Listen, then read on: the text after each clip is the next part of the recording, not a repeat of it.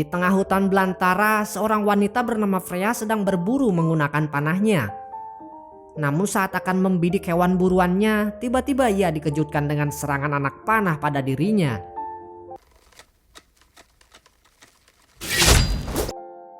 Dengan cepat, Freya mengubah arah bidikannya hingga membuat si penyerang itu mencret seketika.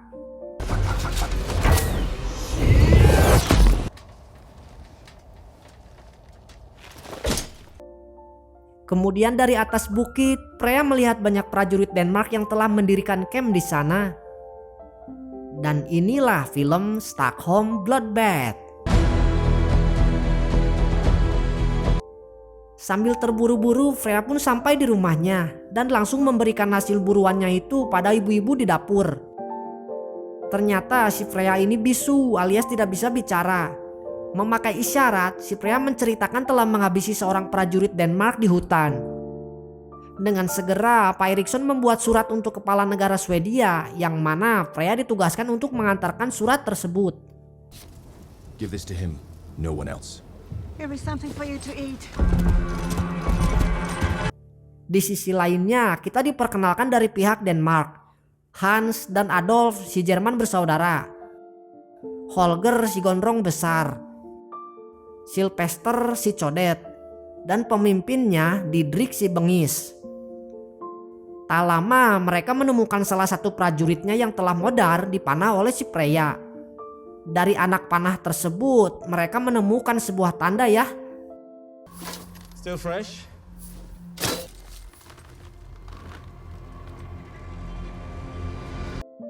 Tak berselang lama dari itu, Freya yang akan mengantarkan surat malah bertemu dengan mereka.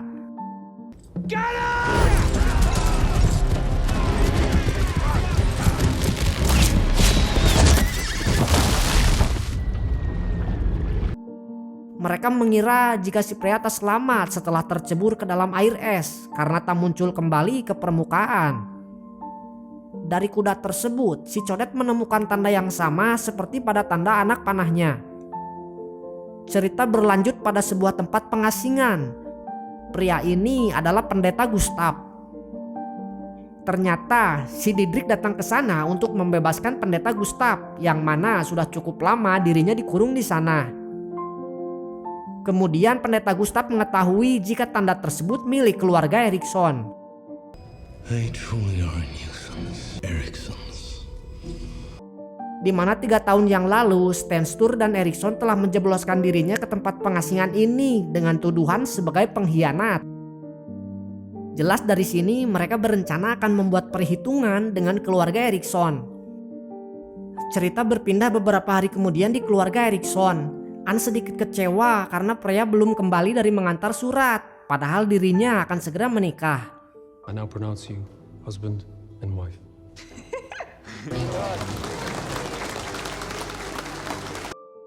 Baru juga selesai akad, mereka datang ke sana dan tanpa basa-basi membantai semua orang yang ada di sana.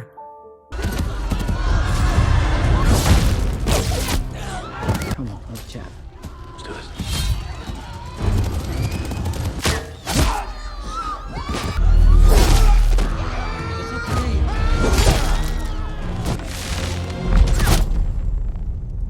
Bring this one. Ternyata Freya berhasil selamat dan seakan tak percaya dengan yang dilihatnya itu, di mana semuanya dibantai, hanya menyisakan si pengantin pria untuk dijadikan tawanan. Walaupun bersedih, namun Freya bertanggung jawab untuk menguburkan semua mayatnya.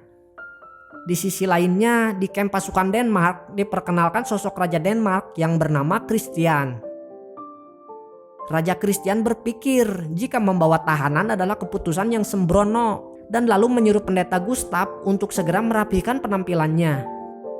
Setelah itu, Raja Christian memanfaatkan agama agar Didrik si bengis dapat lebih loyal kepada dirinya.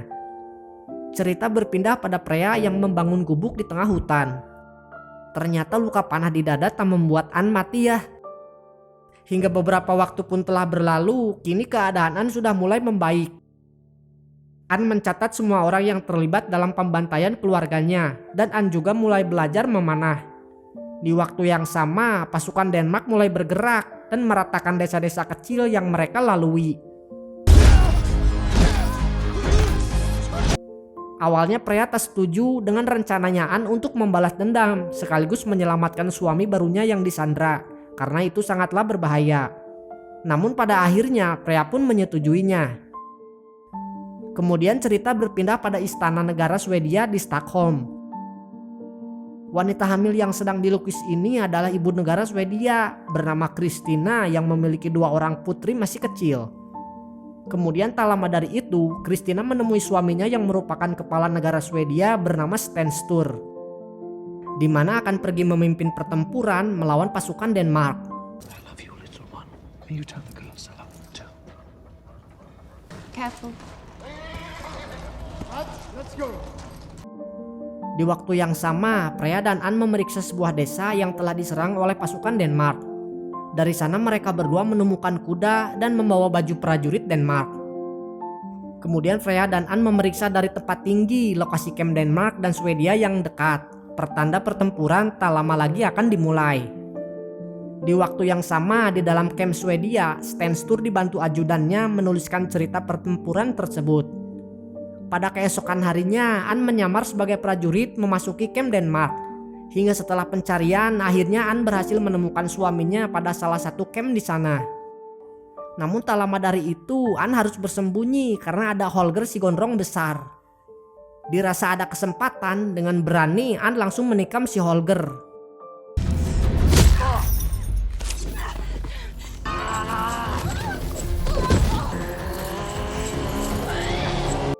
Beruntung pada saat yang tepat, pasukan Swedia mulai menyerbu, menghujani camp Denmark dengan panah yang berhasil membuat Holger si gondrong besar itu tewas seketika.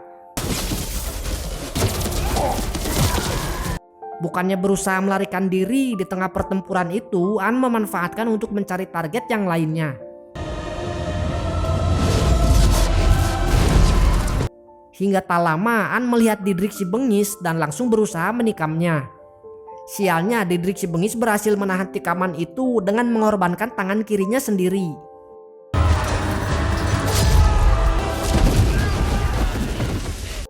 Karena keadaan tak terkendali, si Anne berusaha keluar dari pertempuran tersebut, yang artinya Anne gagal menyelamatkan suaminya.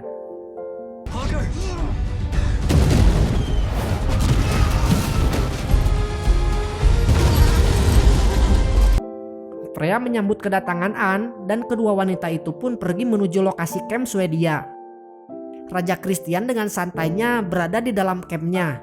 Meskipun tak berada di garis terdepan, Sten Sture yang malang harus terkena serangan meriam dan membuat salah satu kakinya hilang.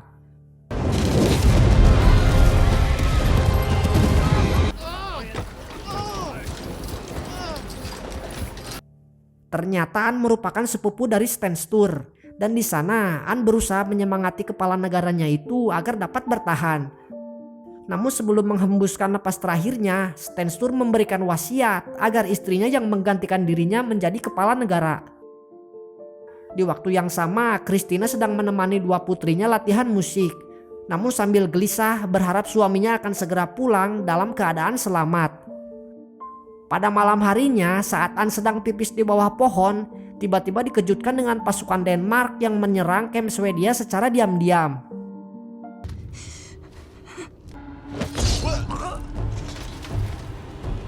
Beruntung Anne selamat dalam insiden itu, namun Freya berhasil diculik dan tak diketahui bagaimana nasibnya.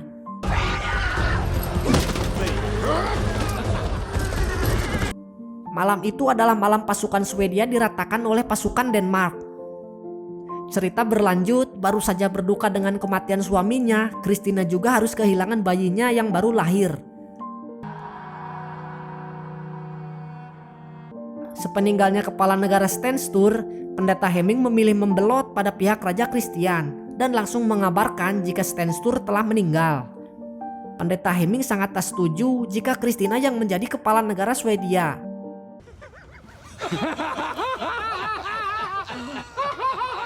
Kemudian diperlihatkan Anne yang baru saja tiba di Stockholm, Swedia. Di sana Kristina mendengarkan cerita saat-saat kematian mendiang suaminya dari si Anne. Singkat cerita, para bangsawan Swedia mengadakan pertemuan untuk membahas tentang langkah-langkah selanjutnya. Pendeta Hemming meminta agar Kristina segera menyerahkan tahtanya pada Raja Christian. Namun Christina tetap pada pendiriannya. Jadi meskipun terlihat tak bisa apa-apa, tapi si Christina ini sangat pintar dan bertindak atas nama rakyatnya. I'm merely being pragmatic. And your pragmatism will eventually be our downfall, Hemming. We suffered great loss. I have no intention of backing down. Melihat gelagatnya pendeta Hemington, Christina mengetahui jika dia telah membelot pada kubu Raja Christian. Kemudian pada malam harinya, Anne pergi ke sebuah tempat hiburan di mana para wanita micet berada. Di sini diketahui jika wanita micet ini adalah mamahnya si Freya. Jadi sedari kecil si Freya dibesarkan oleh keluarga Erikson yang mana itu adalah ayahnya si Anne. Ternyata saat berumur 5 tahun, Freya menyaksikan langsung kematian ayahnya yang digorok oleh seseorang. Dan sejak saat itulah Freya tak pernah lagi berbicara. Lalu Anne mengabarkan jika sekarang Freya telah diculik oleh prajurit Denmark. My family, your daughter Freya, has been living with all these years. Freya is in danger. Di sisi lainnya, ternyata Freya dikurung bersama banyak wanita yang telah dijadikan pemuas oleh prajurit Denmark. Freya menyadari jika 2 orang yang menjaga tempat itu merupakan targetnya, 2 Jerman bersaudara. Tak lama dari itu, Didrik si Bengis datang dan memerintahkan 2 Jerman untuk segera membakar tempat itu. Freya yang mengetahuinya mengambil sebuah bongkahan es untuk dijadikan senjata.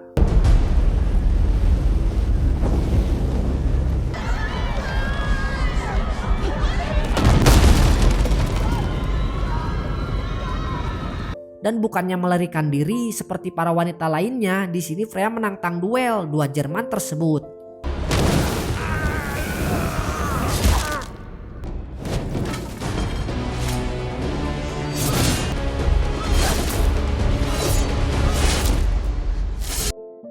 Setelah melewati perkelahian, akhirnya Freya berhasil menghabisi mereka. Cerita berpindah pada Stockholm yang sudah dikepung oleh pasukan Denmark.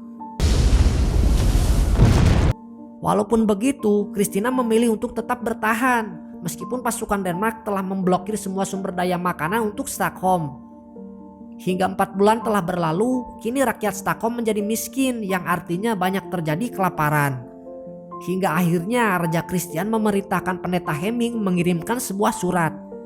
Yang artinya di sini pendeta Hemming terang-terangan telah membelot pada kubu Denmark. He will soon be your king as well. He will never be that. Karena kecintaan terhadap rakyatnya, Christina pun mengirimkan surat balasan yang isinya dirinya akan menyerahkan tahta pada Raja Christian dengan syarat jangan menyakiti rakyatnya dan menyerahkan suaminya Anne yang bernama Johan.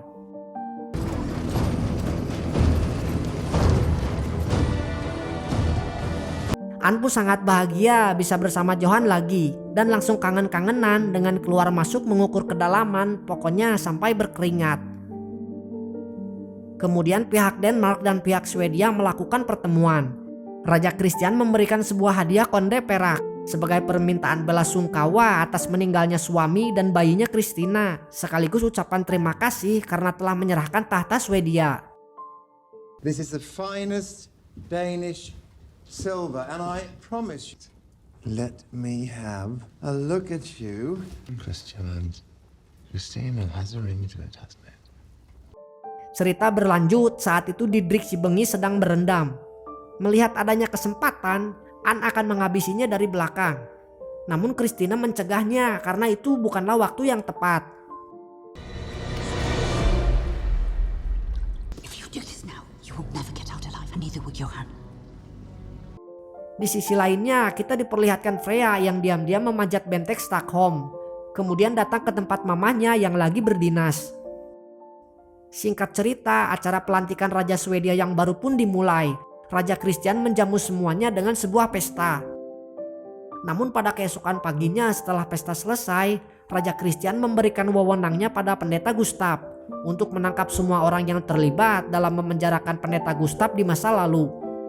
Di sini Anne sangat bersedih harus berpisah lagi dengan si Johan, karena si Johan juga termasuk dalam daftar orang yang terlibat, yang artinya akan dieksekusi.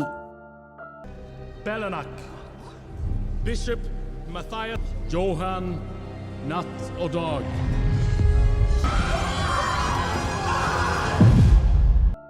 Didrik si Bengis ditunjuk sebagai pemimpin Algojo dalam eksekusi tersebut. Semua rakyat dikumpulkan untuk menyaksikannya. Dan saking banyaknya terdakwa, acara eksekusi pun berlangsung dalam beberapa hari. Pokoknya ekstrim banget.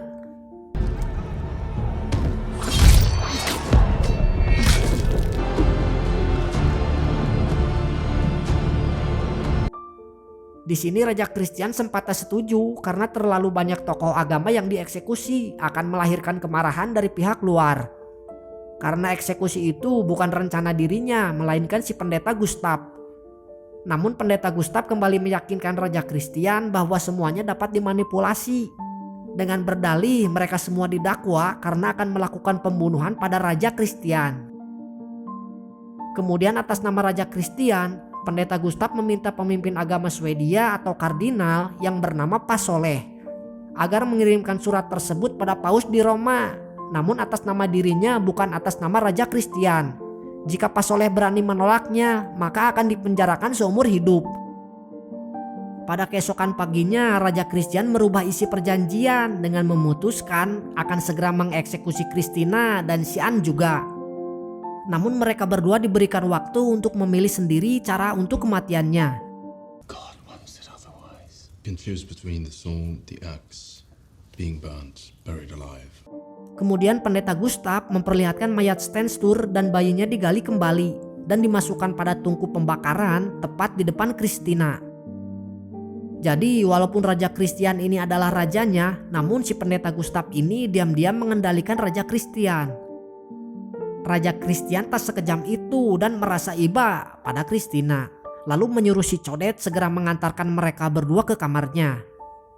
Melihat semua perlakuan pada Christina membuat Anne lepas kendali hingga ngebabuk si Codet dari belakang. Dan lalu Christina menikam si Codet itu dengan konde perak.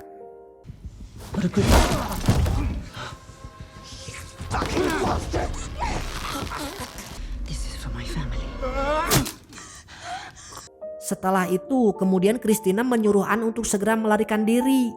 Sedangkan ia sendiri akan tetap tinggal mengingat dua putrinya masih berada di istana. Kemudian saat akan melarikan diri, tak sengaja Anne bertemu dengan Pasoleh. Namun setelah berhasil keluar dari istana, Anne harus bersedih menyaksikan si Johan dieksekusi tepat di depan matanya sendiri.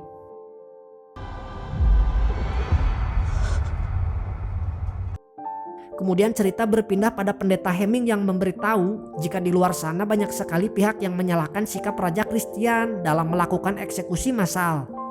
Di sana Raja Christian menyadari jika dirinya terlanjur termakan hasutan si pendeta Gustav.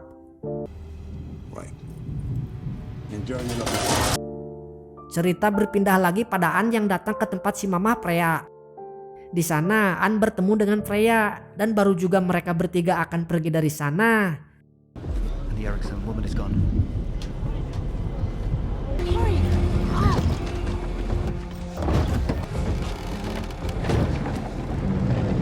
Si Didrik mendengar kabar jika Anne melarikan diri, kemudian langsung menyusul ke tempat si Mama Freya.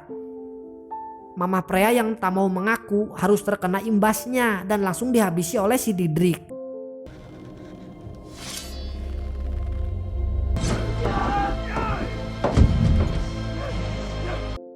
Setelah keadaan mulai aman, Freya dan Anne menemui sopir gerobak. Namun keberadaan mereka diketahui oleh penjaga.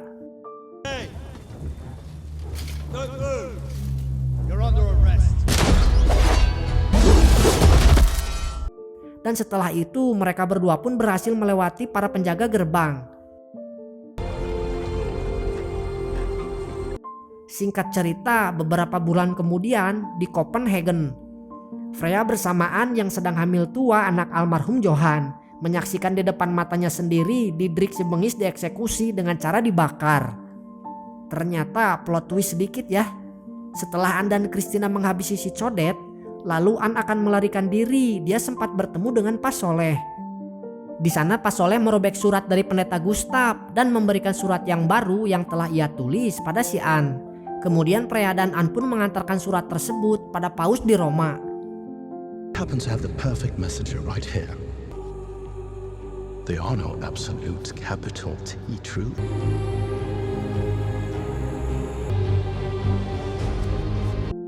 Jadi alasan Didrik si bengis dieksekusi sendirian karena Raja Christian mengkambing hitamkan si Didrik dalam dibalik eksekusi massal yang terjadi di Stockholm.